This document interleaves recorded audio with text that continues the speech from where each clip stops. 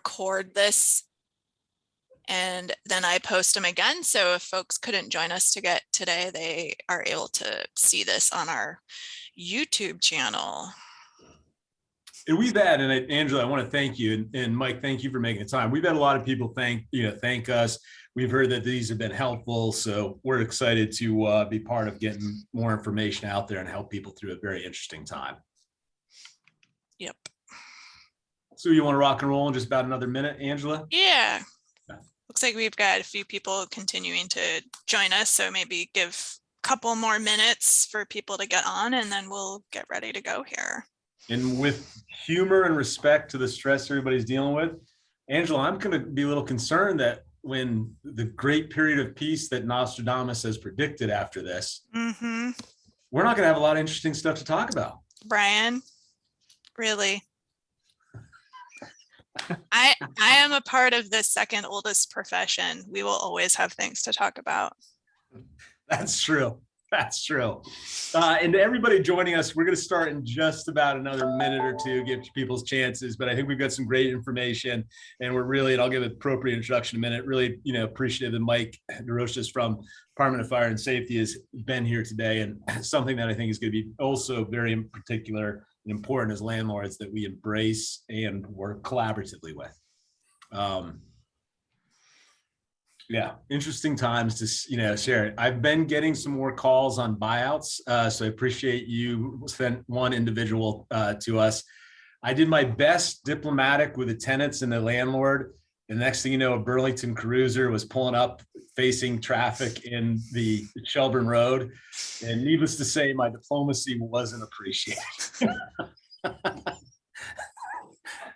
But all right, well, it's 12:01. So first and foremost, I'd like to welcome everybody to today's session.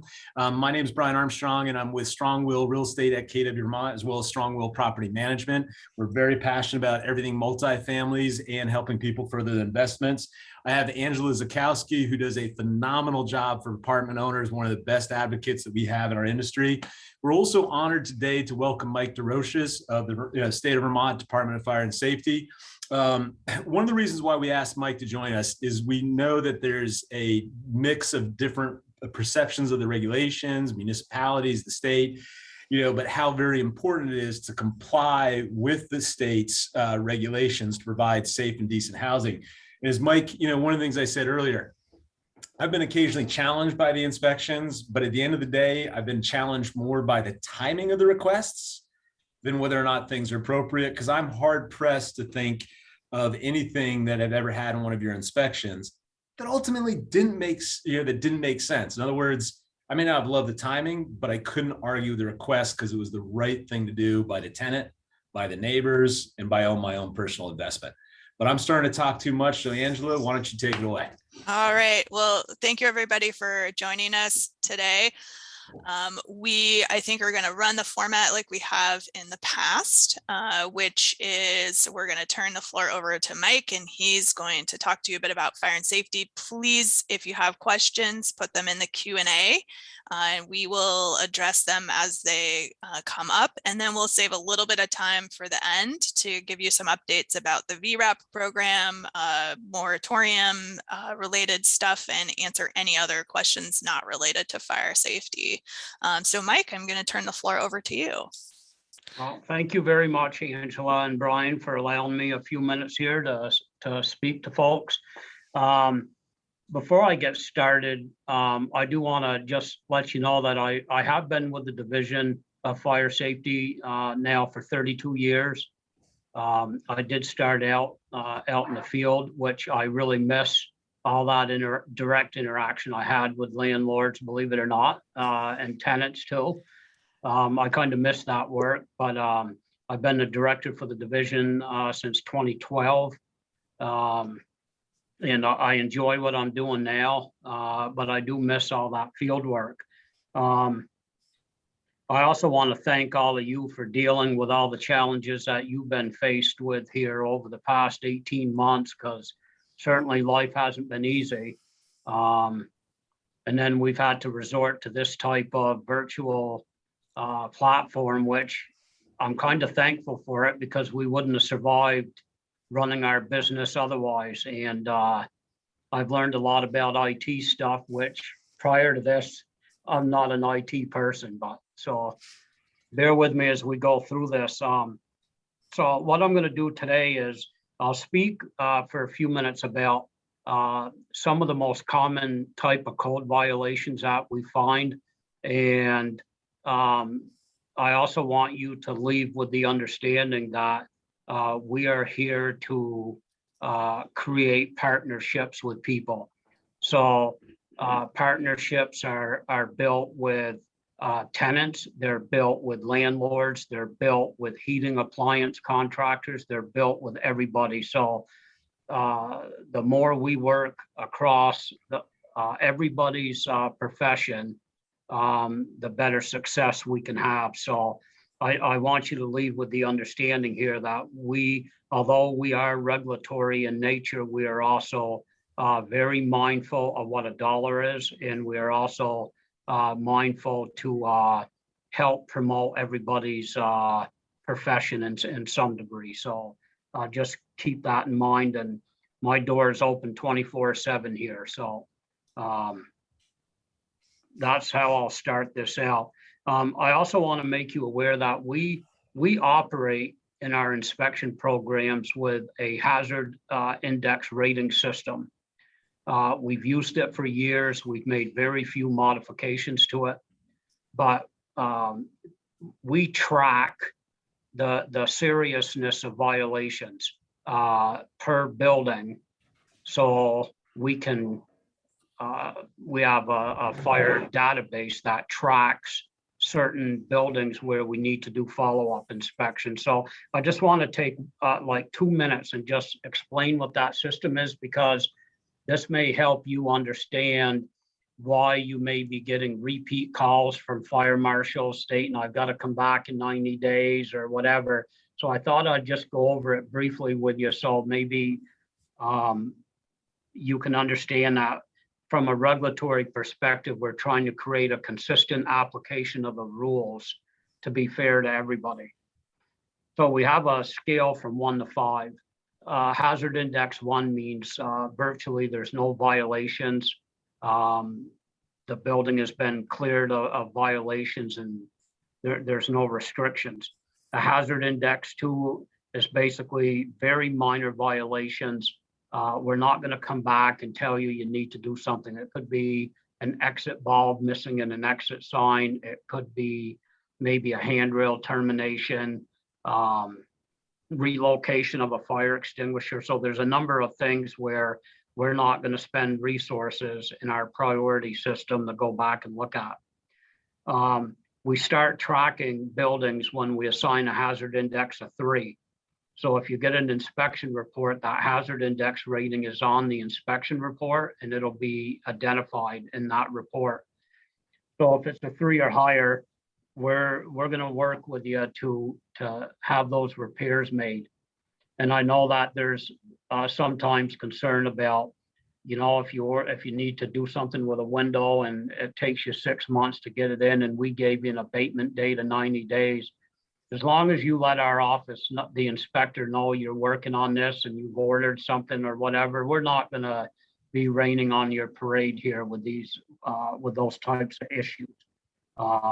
We certainly understand in today's world that getting items to make repairs is not easy, and sometimes you can't even hire people today. So we understand that. A hazard index of 4. That means somebody has about 72 hours to make the repair. You all may not be familiar, but we were involved in a lawsuit some years ago, a lawsuit that Legal Aid filed against us, and the court ruled in favor of Legal Aid and basically told the Division of Fire Safety we had a wholesale failure of our code enforcement program. So as a result of that, we had quarterly reporting to the courts.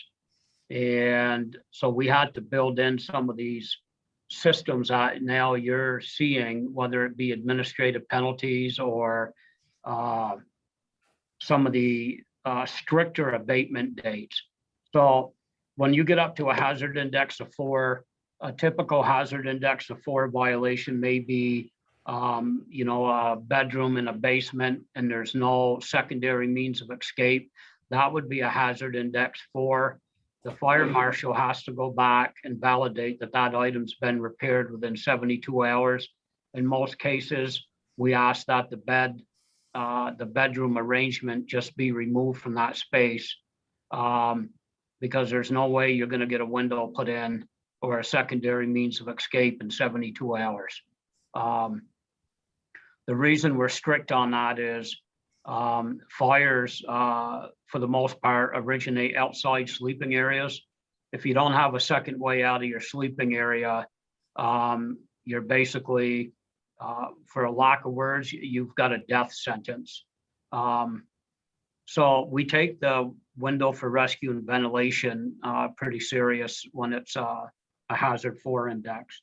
A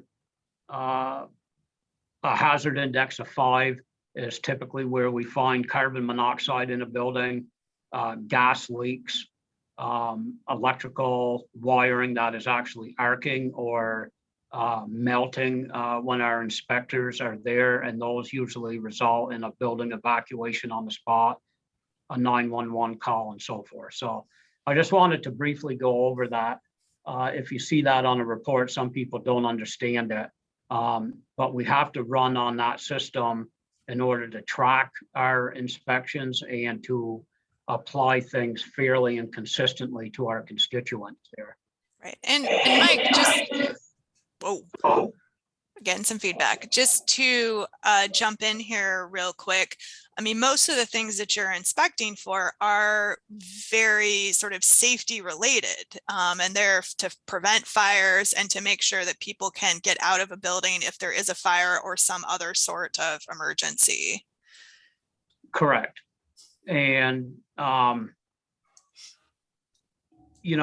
got a list of about 7 different items that I can go over, and then I'm thinking that most people will be able to relate to these items. At least I tried to select them in that manner. So, but these are mainly safety issues that can have a real profound impact if they're not dealt with. One of them is our smoke and carbon monoxide alarms. We're still running into missing alarms that are inoperable. A number of our fatality investigations show that the smoke alarms were either missing or inoperable. And I guess sometimes, folks get complacent with this. It's something every day you're in your house and you just get complacent with it. And for landlords, it's a real challenge because we have a lot of tenants tampering with smoke and CO alarms. We have tenants that leave and take them. We've seen the whole gamut of the difficulty it is to maintain smoke alarms. So I'm not here to say to landlords,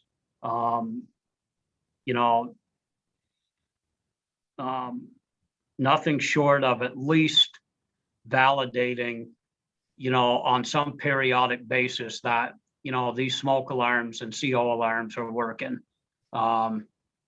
If you've got a tenant that is tampering with them, we've issued a lot of administrative penalties to tenants.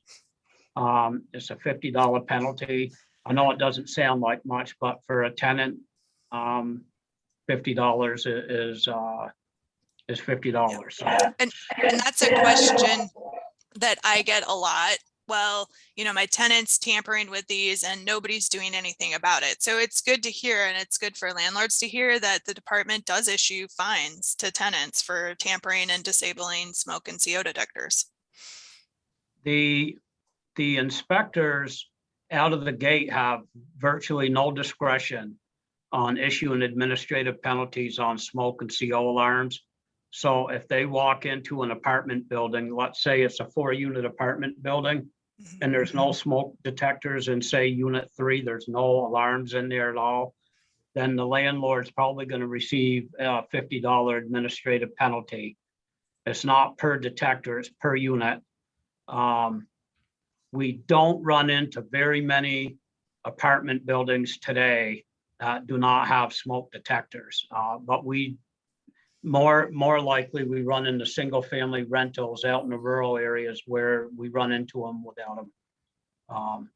So we've had really good luck with the landlords. I think they do a really decent job overall in the state with the smoke and CO alarms.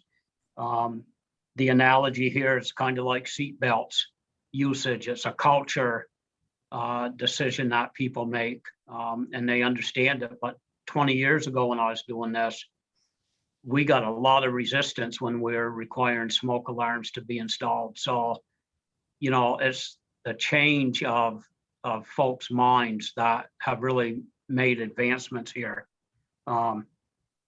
Another issue we run into is every sleeping room has to have a secondary means of escape. That is a window.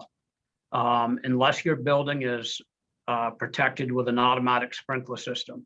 If you have a sprinkler system in your apartment building, the secondary means of escape out of your rooms is not required.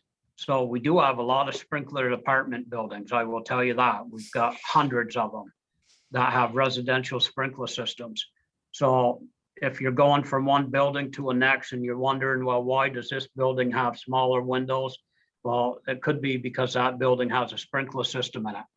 So there are some trade-offs when we get in the sprinkler system installations. We do run into pretty consistently handrails and guards. You know, if you have an outside deck and it's more than 30 inches above grade, you know, you need to have a guard.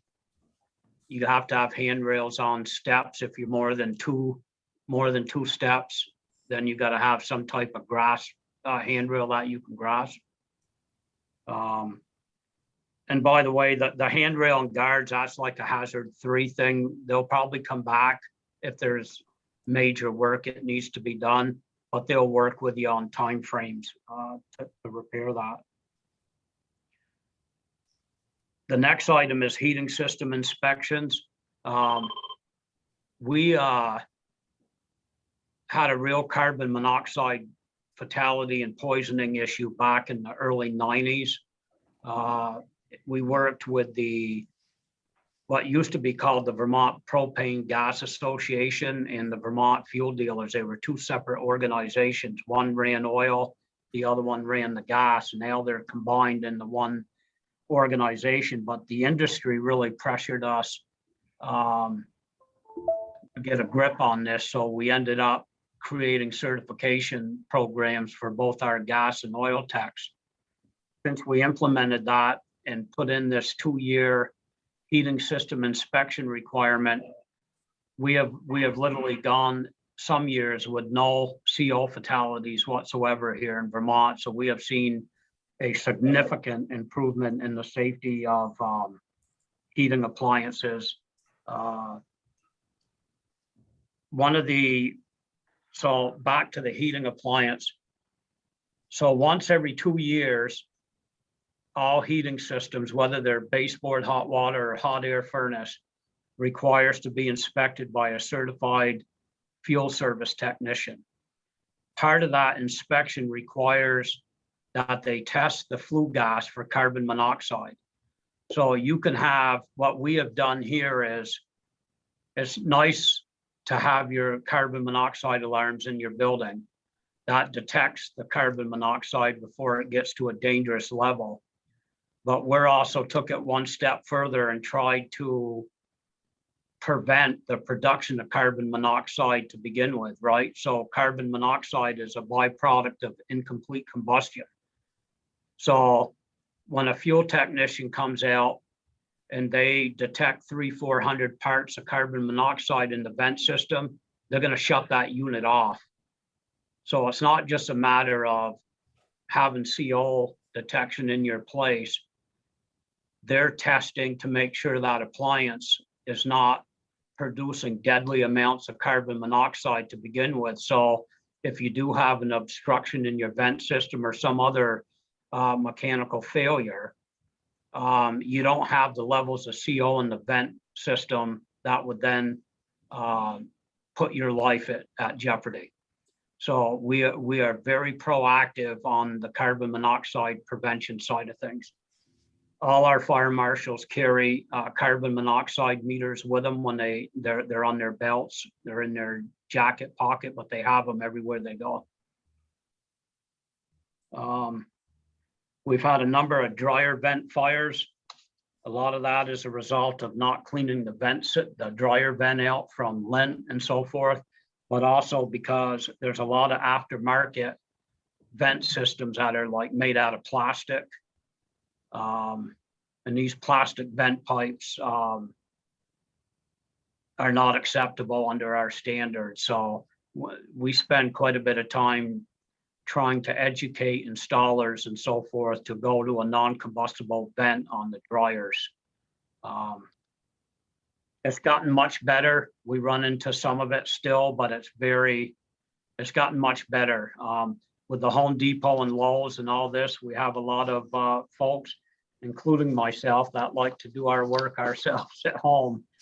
But just be, aware that dryer vents has been a fire issue with us. I'm rattling on here. I want to give time for people to ask questions at the end here, but just a couple more things. Electrical panels. We are frequently seeing electrical panels without covers on them. That's a real electrocution hazard, not just for the tenants, but even if the landlord is in there doing some work in close proximity to the panel, or anybody else that's in there. So just want to make people aware, please keep the electrical panels on the electrical equipment. That would include junction boxes and other electrical equipment where you have exposed electrical conductors. We see a lot of extension cords powering kitchen appliances like refrigerators. Powering a refrigerator with an extension cord is certainly more hazardous than, powering a laptop or a computer or something. So, if you're a landlord and you're in your apartment building, you kind of got to look at it from, what am I drawing for current through that extension cord? If you're drawing something like a refrigerator, air conditioner, and you have the cord running underneath carpet, there's no way for that heat to dissipate. That's going through your cord, and that's where you get dryness of the cord, and that's what starts a fire. We also have a lot of storage issues close to heating appliances or other ignition sources. Could be your oven. Cooking fires in Vermont are still one of our leading causes of fires. I'd have to look at the fire marshal report we published back in March, but it may be close to 50% of our fires are cooking fires. So you want to look at that. And then last but not least are issues with wood stoves. We have a tremendous amount of wood stove usage in Vermont. Some of our violations are mainly inadequate clearance to combustible material. That could be the underside of the stove. It could be on the sides, and it can be the vent connector that goes into the chimney.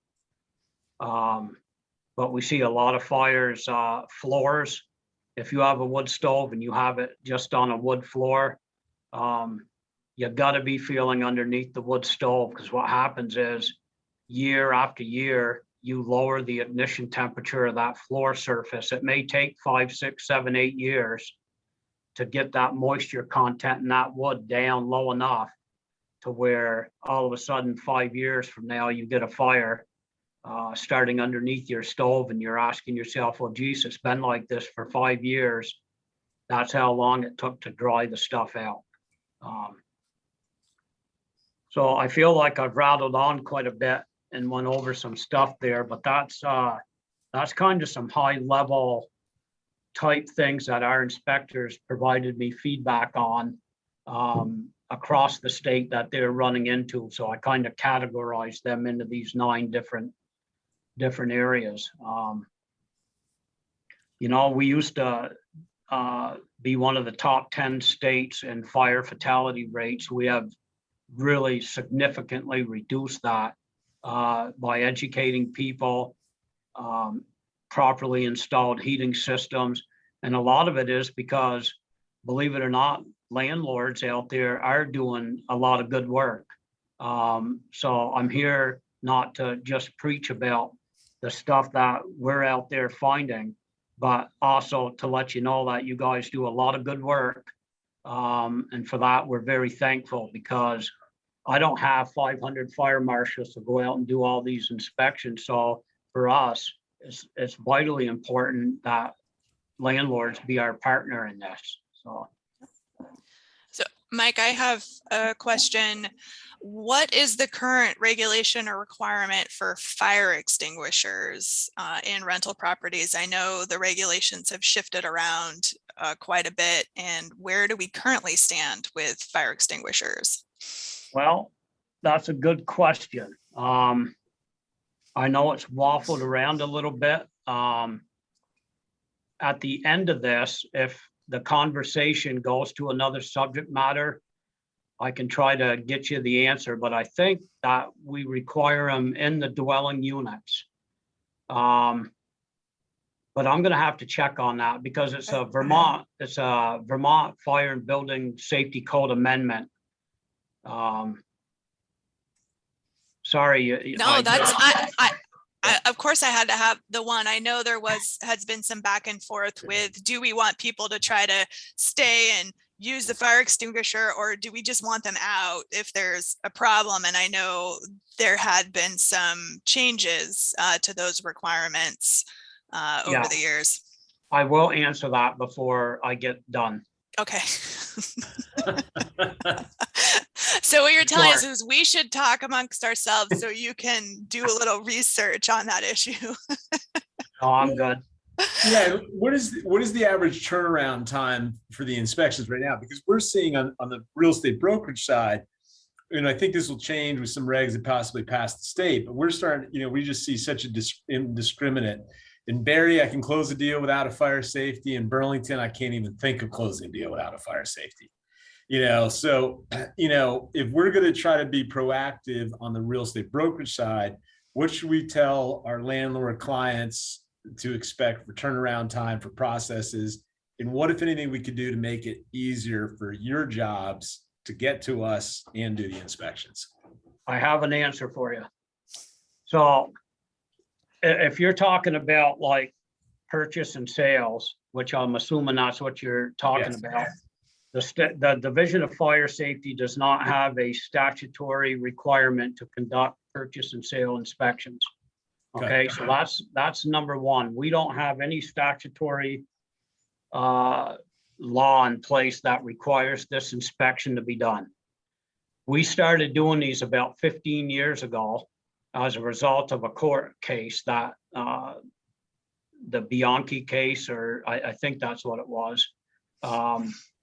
And this occurred up in Chittenden counties, where the program actually started, where attorneys up in that area would not close on a sale of a condo unit. That's where it started, unless there was a proof that this building complied with our codes. So no good deed goes unpunished. So we started doing these voluntarily because the real estate market was going to be held hostage by these inspections. And so we were trying to be proactive, working with the landlords and working with business people to get these inspections done so they could close on their property and so forth. Well, this whole program now has gone into, it's just spiraled.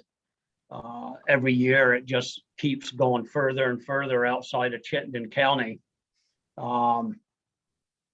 We have never added any more employees on to deal with the influx of these purchase and sale inspections. So I have had to make operational changes across all our programs in order to keep up the best we can with these purchase and sale inspections. So it started out in condominiums, and then now it's kind of branched out. It even goes in the apartment buildings at some inspection requests that come in for us. And we started out trying to get these done within 15 days. I think that's what's on the purchase and sale application. Please notify us 15 days in advance of the inspection. We don't have enough time here today to go over all the challenges that we have internally with that purchase and sale program. I can tell you that now we're getting inspection requests even before we even know who the new owner is, right? And that's a problem for us. We're doing them, but then when it's a hazard index 3, the property is still transferring to the new owner. We have no owner contact information, and it's a nightmare for our inspectors to try to conduct follow-up inspections when we have no contact information. So that's not to blame anybody for this, but that is just by default, that's what's happening here with the increased demand, that people are trying to get us in there as quick as they can because they're just reacting to the marketplace here. So there's challenges with the program. Does fire safety stop doing them and then let the attorney somehow battle this out legally to say, are these required or not? I'm not in a position just to halt them. I don't think that would be well received or very productive, but at some point we're going to have to make an adjustment, and it's not the money issue, right? People say, well, geez, you're only charging $125. It cost us more to do it. And then we do follow-ups to these things. So we're not making money on this. But charging more for them, I can't charge enough to bring on more inspectors. The overhead to bring inspectors on is significant. No, we appreciate that answer because obviously we're dealing with it, and the ones you're getting early on are probably some of us trying to be preemptive to get the work done. Yeah. So it sounds like one thing the Realtor community can do is be prepared in those cases to make sure information's fluidly passed about new owners, so that in those cases we can potentially close the deal without having to fix that issue in an environment where supply changes are challenges, employment's challenge and so forth. And Angela, looks like we have a couple good questions out there. Kevin, great to have you on today. I was involved in an inspection in which the fire inspector noticed a sub panel (parentheses) for breakers in a bathroom. They noted it wasn't right, but gave it a pass in the report saying it could stay as is. If a future fire results and the insurance wants to deny coverage (parentheses) as it was known, does passing it off during an inspection have any bearing on an insurance on how things will settle? That's an excellent question, and so I can answer it, but it also pertains to other items, not just necessarily electrical panels in a bathroom. We have some insurance companies that'll go in and they'll require somebody to put a second exit off a second floor apartment when they have a 1 hour rated exit and closer to the outside. And their the insurance company underwriters are the ones that set that standard. So all we're doing is, so there's plenty of times where we might say the National Electrical Code would allow that existing situation to remain as is. And the only way that would be allowed to remain as is if it was not creating an imminent hazard to the people that were there. So somebody made that call. Now, if it was within the shower enclosure where steam could have been an electrical conductor, the steam itself, obviously they wouldn't allow that situation to exist. If down the road they're going to make modifications to the electrical distribution system, that item would then have to be upgraded. and probably relocated. So, but there have been a number of circumstances where electrical equipment and bathrooms have been in such close proximity to steam from showers, they've been removed. Right. And I think to further sort of bootstrap on that, from a legal standpoint, potentially it could create issues with an insurance company or with a claim because you've been put on notice that there's an issue. And even though fire safety is not going to require that the change be made, you now have information that there is a problem. And so from a legal standpoint, that could create some exposure. And so those are things to be mindful of, that even though fire safety isn't requiring the fix, you might want to consider doing it because now you know that it's a potential issue. And I think, further to what Mike was saying, is you may have things that your insurance company requires you to do that no other inspector has said you have to do this. And that's just because it's a completely different process. We will at the next seminar be having somebody here to talk about insurance, so you can pick his brain about all of this and why there are those different requirements at times from the insurance company. I think that makes a lot of sense to me. Oftentimes I see it in the fire marshals I work with, the balance of absolutely first and foremost, safety. Secondly, respecting commerce must go on. And thirdly, at least with the post-inspection issues, names remain nameless. I've seen a little bit of a disparate breakdown, but due to the follow through of the agent. In other words, one of your inspectors, and won't mention the name, I think they get a world of respect because I make it clear if I was involved, I'm going to follow up because I know that ruins, if I don't, that ruins the rest of instances where that could happen in the future. Now, all those have been for more minor items. Igor, always great to have you on as well. He mentioned this may be more for Angela, but what I'm seeing in that most attorneys will consider a lack of fire inspection a cloud on title. I'll take a crack at that. I agree. Unfortunately, it depends. If you're in the northern part of the state, you might not be able to close a deal. If you're in the southern part of the state, they probably are wondering why you're even asking for it. So to the agents involved, with humor, I would say know the rivers and the streams that you play in, i.e. if I do most of my business in Chittenden County, before I go list something in Barry or in Woodstock, I may need to talk to a team member that does more business down there to find out what the nuances are, because I'll finish up one more comment. I think the worst thing a real estate agent can do, well, one of the lesser good things they could do is encourage a client to have a fire safety marshal inspection that results in work that needs to be done immediately, whereas they may not have needed it if it wasn't needed for the transaction. Again, my guess is all the items will make sense. It's just an issue of timing. Right. Well, and we also have competing interests in a situation like that, right? Because if you are representing a purchaser, that purchaser wants to know what they're getting into. And, I am not an expert with the fire safety code. I mean, I know enough to issue spot things, but this is a big investment for many people. It's a lot of money, and there's a lot of potential exposure if you're buying something that's not in compliance or has issues. So why I think in certain areas we're seeing this start to become part of the normal practice for real estate deals is because worst case scenario, you buy a building and the next day there's a fire there and there was no inspection and there was some sort of issue. Now you've bought that problem and bought that issue. So it is for protection purposes. It can hold up the deal, but wouldn't you want to know before you purchase something of that size if there was a problem? And I'll even layer onto that. We were recently involved personally in a transaction that didn't go through.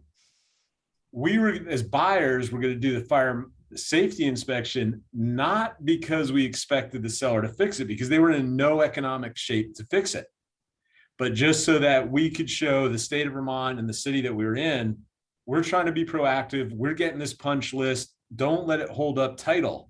Right. We will get right on it afterwards.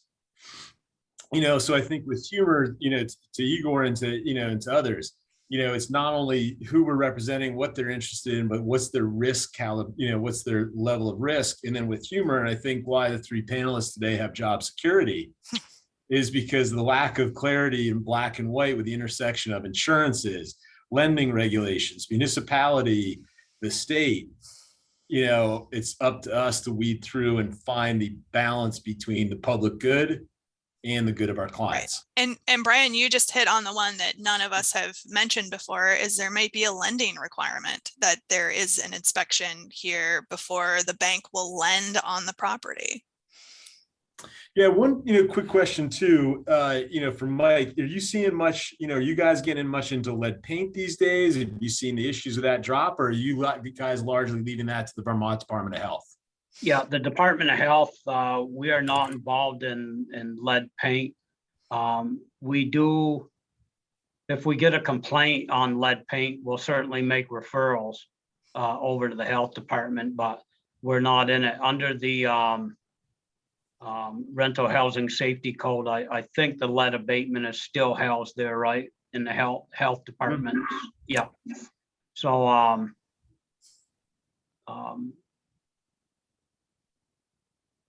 yeah, I mean, on this purchase and sale stuff, where I think we can maneuver through all the landmines, okay, I guess.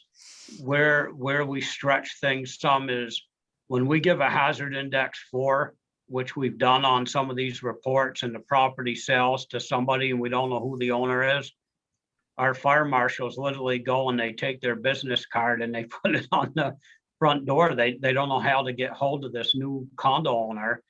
And the majority of the time they don't get a call back. So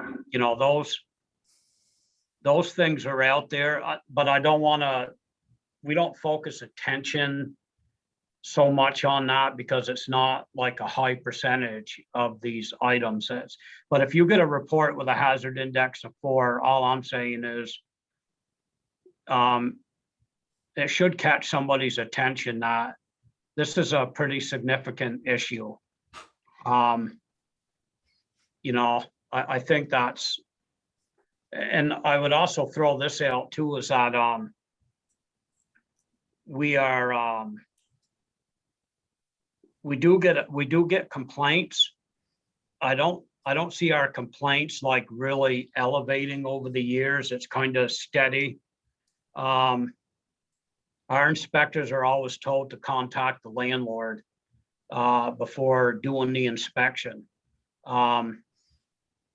There's been a couple cases where I don't think we've done a good job at it, where the fire marshal might have thought it was imperative that he go there right now, couldn't get hold of the landlord lives out of state, that kind of stuff, where they've gone in and done these inspections, and then the landlord typically gets pretty upset with us. And I understand that. It's their property, they're responsible to fix the place, it's their property, but we do run into some of this. I think more so with absentee landlords. Well, I appreciate that too. And then I want to make sure we leave time for general question and answers as well as some other topics. But I think it's the old adage, C equals R. The conversation is the relationship. And I really appreciate, Mike, that you just commented that there's areas that you guys could potentially do better in. Is with humor, as everybody on this webinar has an area in life they can do better on, if not several. Just ask my wife, she'll give you a long list. So with that being said, my recommendations, and disagree with me if you do, to any property and managers on this, C equals R, meaning that communicate with the fire marshals. If it's agents, there's title, make sure that we're getting information related to the fire marshal of the new owners. And I would also say to any property manager or property owner, if you've got a tenant that's complaining, first and foremost, I'd lean into those complaints. I would try to go after getting those items fixed for 2 reasons. It's the right thing to do. And secondly, it'll remove oxygen from the conflict if we keep doing it. And I would probably say, I'm going to guess, Mike, and you correct me if I'm wrong, you guys don't want to get in between the tenant landlord issues, but my guess is if it's relayed that there's issues happening, you'll be able to take a more objective role in the inspection than the landlord just found out you guys were in there and is concerned they're not getting a fair day in court. And one more question. Are there resources to help in the cost of repairs? Great question. I am happy that Cole brought that up because that is something that I have on my list.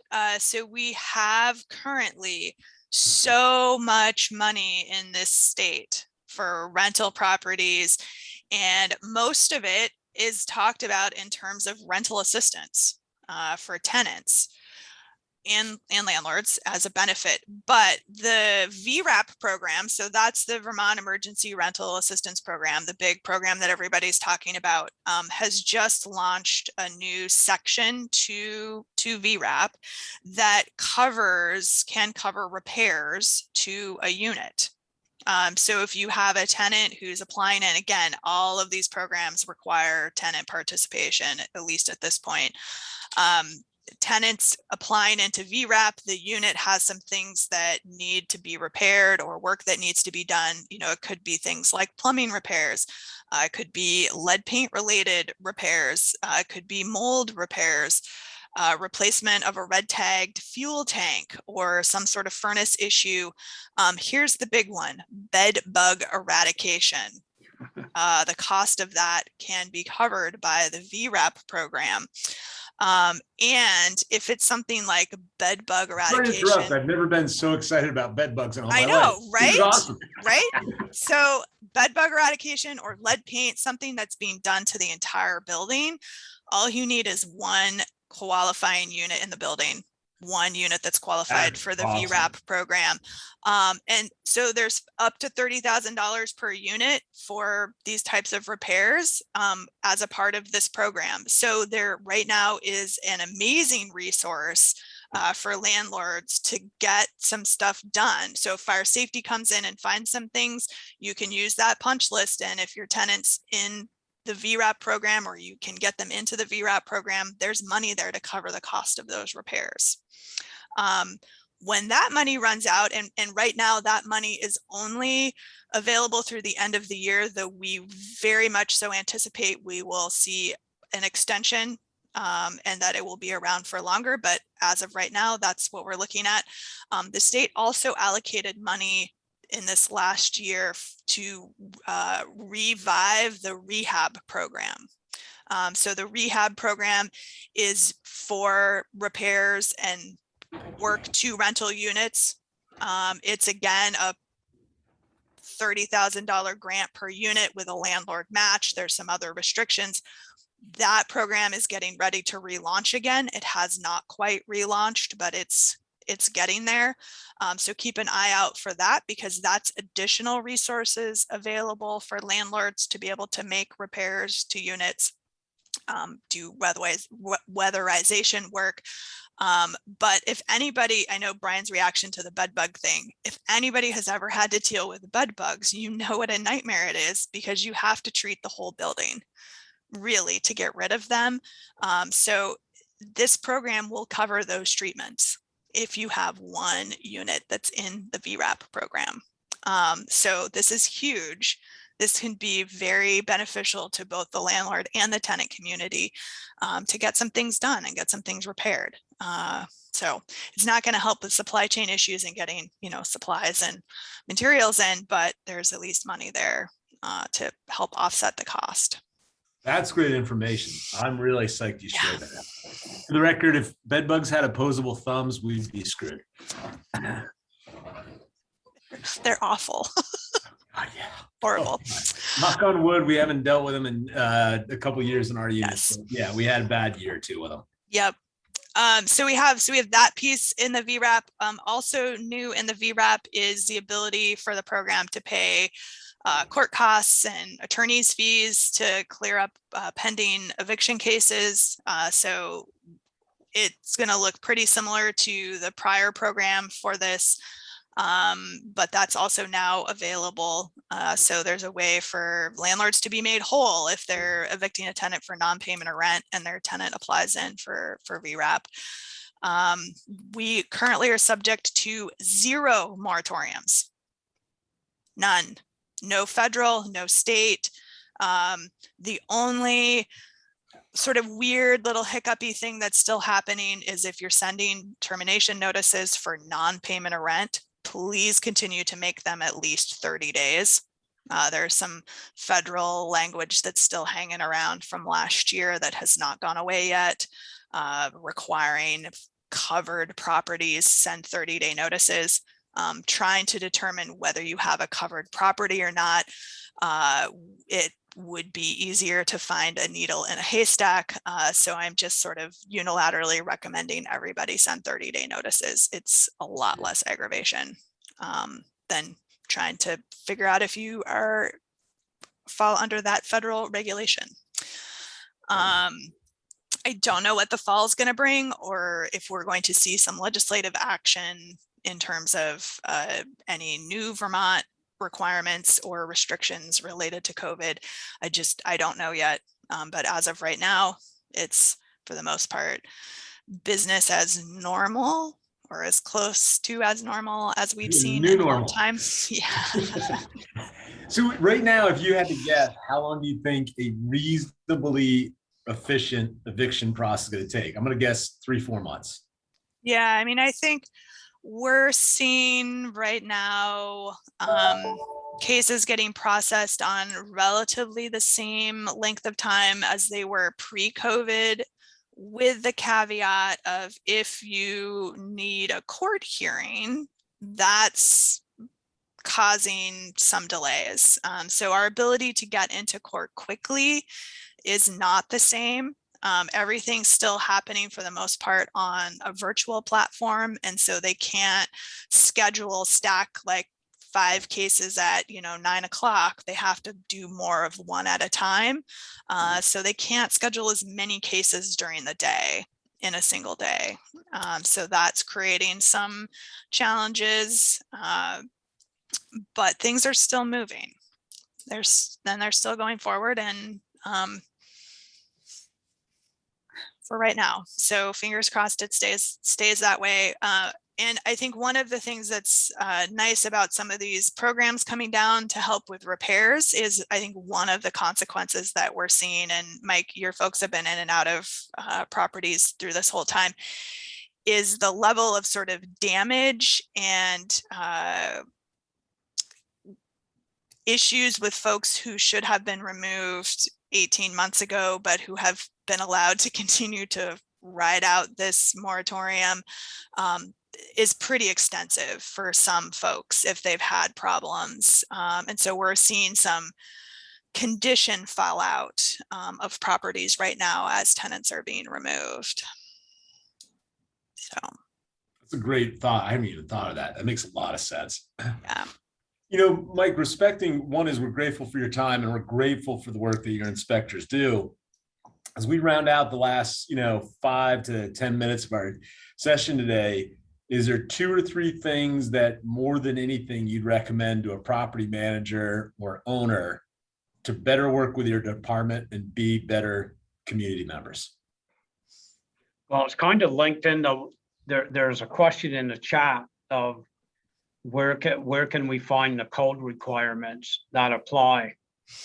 It's a great question. Internally here, we have spent hours and hours and hours trying to come up with these hot topic sheets that address specific code issues. The problem we run into is that the codes are so convoluted and complex that trying to even explain to our own inspectors the smoke alarm laws can be challenging. And we're in it 40 hours a week, if not more. We are in the process of developing a renters section on our webpage. I can't tell you when it's going to be done because we're in the process of new code adoptions, but that is definitely one area we can improve upon, and that is providing straightforward, common sense type issues. If you want to call it a self-inspection checklist, we can call it that. Something that landlords can do proactively, where we can put the code reference right to the item, because believe it or not, we shouldn't be making people spend money unless it is legally required by the codes that we adopt legislatively. So we can't be out just making up our own rules. So part of the challenge we face with providing all this guidance is providing the legal documentation that is specific and concise for us is probably not something you're going to interpret on your end sometimes. It's just, I wish it was that easy, but it's not. But we do want to come up with a renters, both a landlord and renters page, because it's not just about the landlord. The tenants have a responsibility in these units as well. And I think if the expectation is expressed to the tenants that, listen, if you're coming into this apartment, this is how you're going to treat it, and you're responsible for this, that's a partnership that may help you out some too, and help us out. So it's a two-way street, because we are in the middle of this frequently. But we do need to do a better job on compiling, like, I'm going to call it, like I said, a self-inspection checklist would probably be beneficial. I like that idea a lot, because with property management, we got in the habit, we didn't always do it. When we had these inspections coming in, we'd send one of our employees or contractors in preemptively. And it was great because we saved time, the inspectors saved time, we had less callbacks. So to any property owner, property manager, real estate agent, I'd encourage those pre-inspections. Now, we might run into the issue what Mike talked about, we don't have new owners yet, but do the work in advance, to make it as good on everybody as possible. The things I'd ask any agent on this call is do our part to help the state out, get the new owner information, which will help them work with us as we deal with this sort of gray zone. It doesn't technically need to be done, but depending upon the area in the state, it does need to be done. Angela, any additional thoughts for our guests today of things that we should be cognizant of going forward in this very interesting new normal? I know. I like folks to think of the inspector as a resource. It's so easy to say, to point a finger at an inspector and say, they found and now I have to do. But really, they're there to help you be better at your role and your job, which is to provide safe housing for renters. That is what they're paying you for as the landlord. And, the inspector is a person with the expertise to come in and say, these are the things that need to be fixed, which will keep you from being in a hot spot with your tenant if there's some sort of problem. And it also takes those complaints away from the tenant if you're making the repairs that need to be done. So, use the inspectors as a resource for you to help you make your properties better and be in compliance with code, as opposed to viewing them as sort of the enemy. They're not the enemy. You may butt heads with them or have a disagreement with them, but ultimately the goals should be the same, which is to have safe properties. Absolutely. I would just add, please. I'm sorry, Brian, just one short note. We do have municipal inspection agreements with 11 municipalities. City of Burlington, South Burlington, Winooski,